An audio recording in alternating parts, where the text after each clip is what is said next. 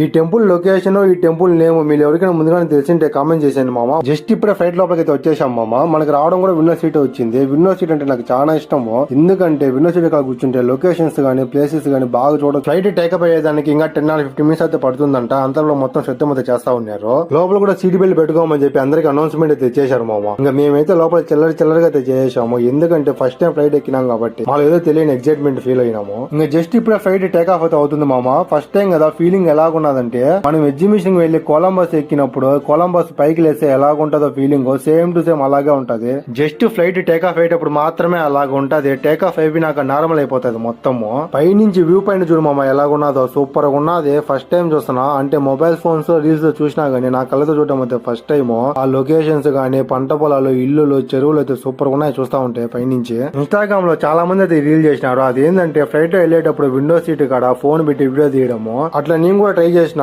ఎట్లా వస్తుంది ఏం కదా వీడియో అని చెప్పి నేనైతే అనుకోలేదు ఇంత బాగా వస్తుందని. ఒకసారి నువ్వు కూడా చూడు మామ ఎలా ఉన్నదో.